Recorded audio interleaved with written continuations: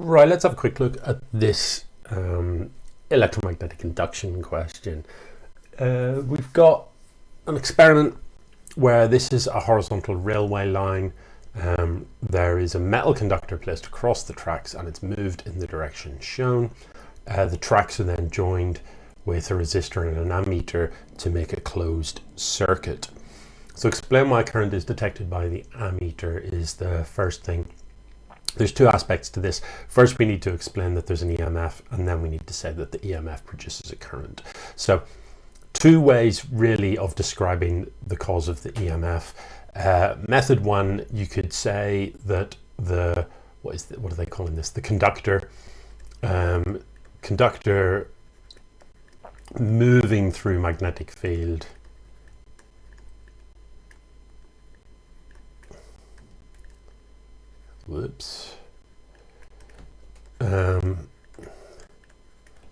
it has an induced EMF.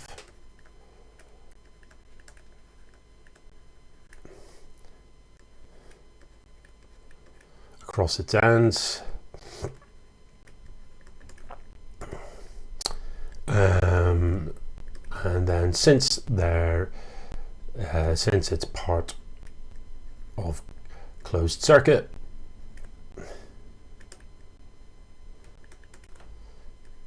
EMF causes current. And that should get us our marks, no problem. The other way of describing this first bit, you could say that this closed loop, you could talk about the closed loop, and you could say that since the area of the closed loop is changing, therefore the flux linkage is changing, and therefore there's an EMF induced. Something along those lines would be fine too. So why is the current independent of the horizontal component of the Earth's magnetic field?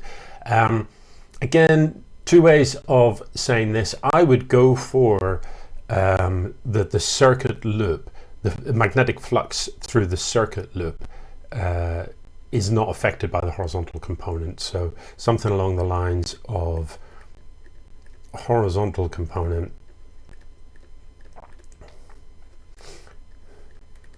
does not contribute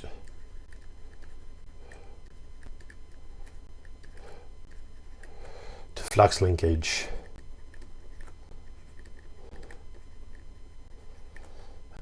i.e.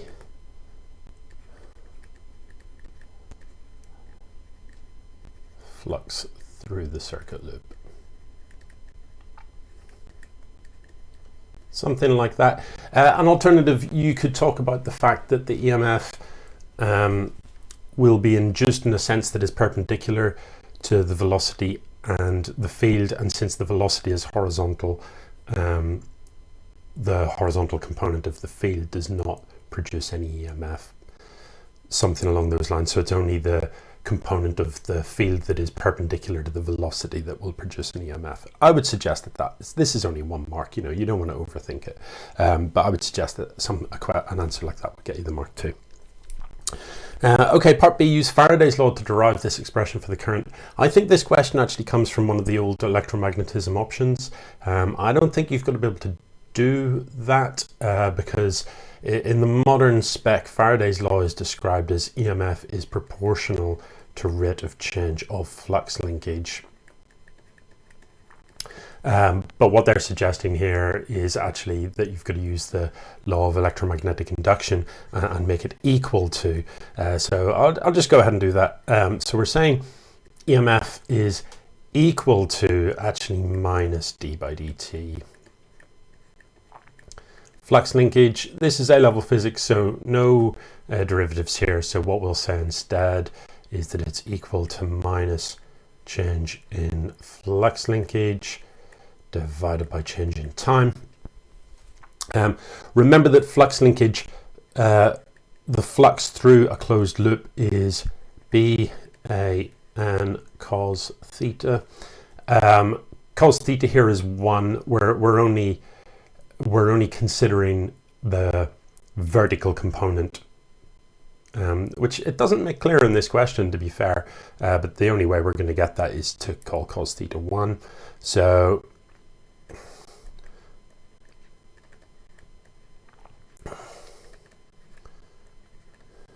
You wouldn't have to write this to get the marks. And n is also 1. So therefore EMF is essentially equal to minus delta BA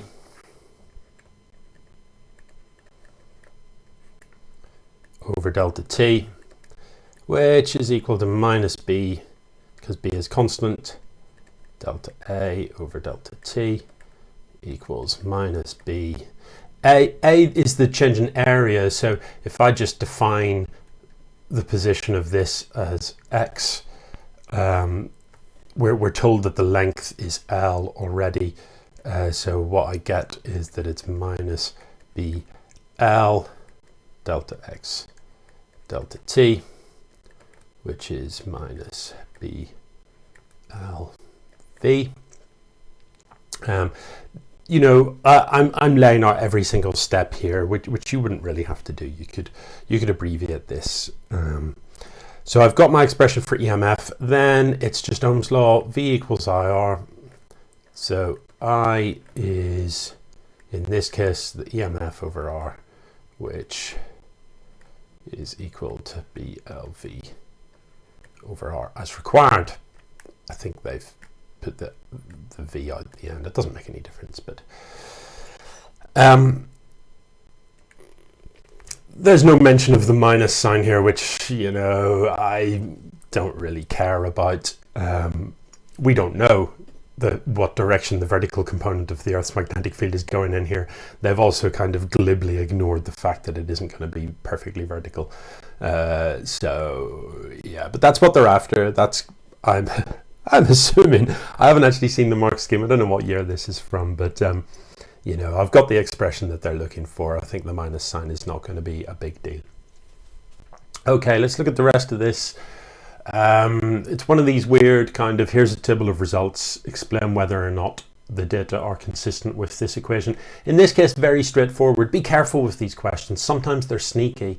Sometimes they give you an expression like this, but one of the quantities in the table is squared or reciprocal. So, you know, do make sure that the things you're comparing are the things titled in the table. So this table compares velocity and current, and the equation we're given compares velocity and current. So what we're saying here is BL over R is constant. So if consistent, I equals KV. And then we just try that for each of the things that we've got going on here. We can safely ignore the microamps because all we're trying to prove is that K is a constant. So it kind of doesn't matter. So what I'll do is just rearrange for that. So what have I got here? 40 over 20 is 2. 80 over 40 is 2. 110 over 60 is kind of 2. I don't have a calculator, so, you know, whatever that is. What is it, like 1.8?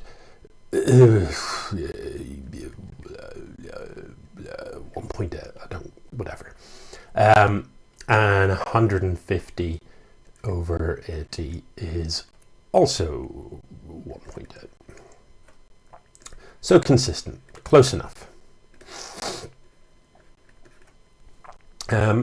Which doesn't seem like much to do, to be honest, for 4 marks.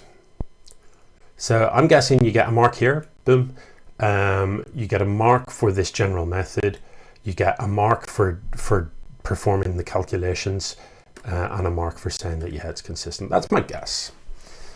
If anybody does have the mark scheme, feel free to add a comment about whether or not that's the correct distribution.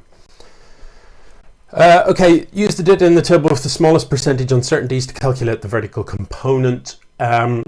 This one's going to have the smallest because we're given absolute uncertainties here. These are absolute. So the one with the smallest percentage will be the one with the largest numbers. So it's that one. Smallest percentage uncertainty implies V equals 80. I equals 150. This time we do have to worry about the micro. Some units wouldn't go astray, would they? So that type of thing, I'm just going to move this over here. It's easier to scribble on. Yeah, I've lost my train of thought. What is it I'm trying to do? What am I trying to do? Oh no, computer, no, now's not the time. Don't crash.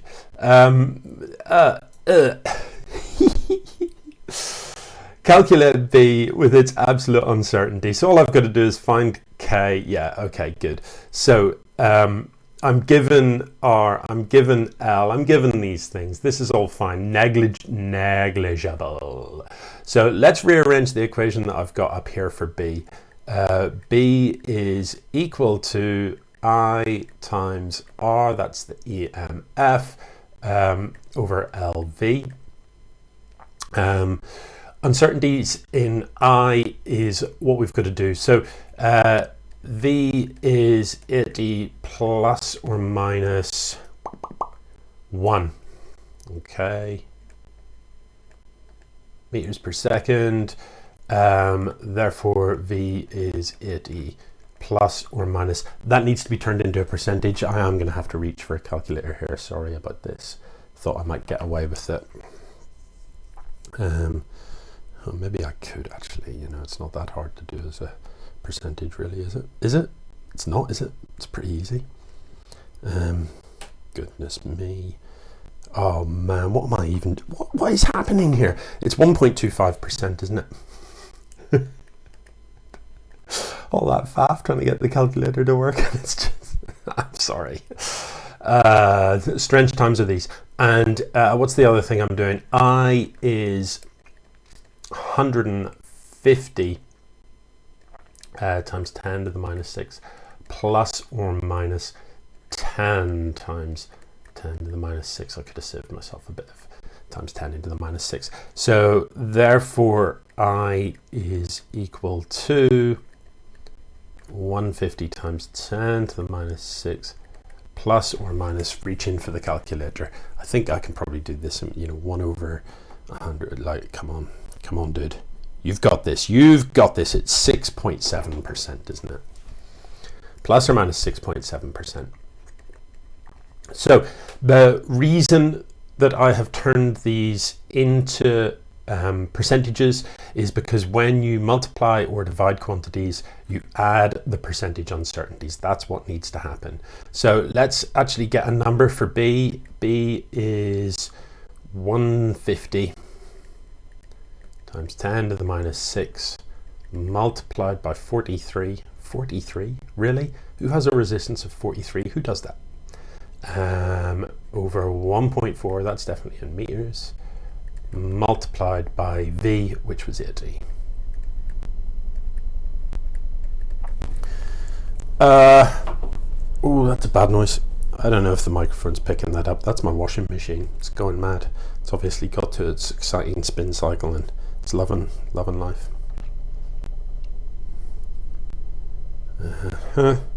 Calculator. Those are my calculator noises. So I've got 5.76 times 10 to the minus 5.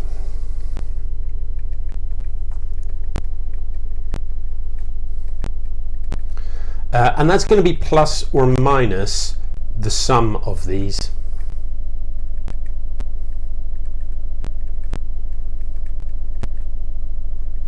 I should make that 6, 7 for consistency of the sig fig, shouldn't I? So this is after an absolute uncertainty. So what I've got to do is combine the percentages, multiply them by that to turn it into an actual number.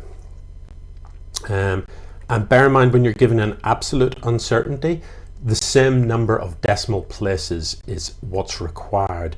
When you're giving a percentage uncertainty, same number of significant figures.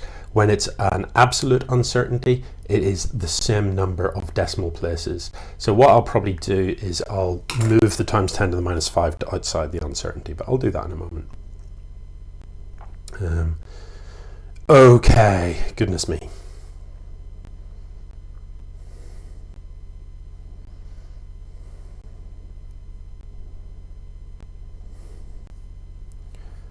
calculator in again, by the way. I haven't like fallen asleep or anything weird. So I've got 4.56 times 10 to the minus 6.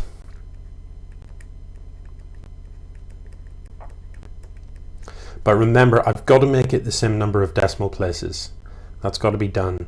So if I was to, hang on, if I'm, and that would be times 10 to the minus, so 45.6.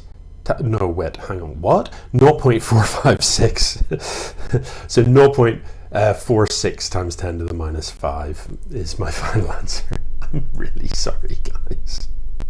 It's because it's Sunday morning. It's not, Sunday morning is arguably not the best time to get me to do any sort of calculations or anything productive, to be honest.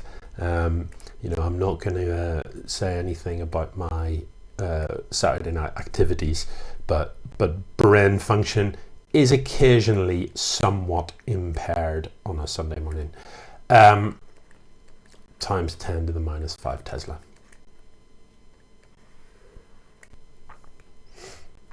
Okay, that's it. So look how many marks there are for that. That seemed like a lot of work, but look how many marks there are. 6 marks.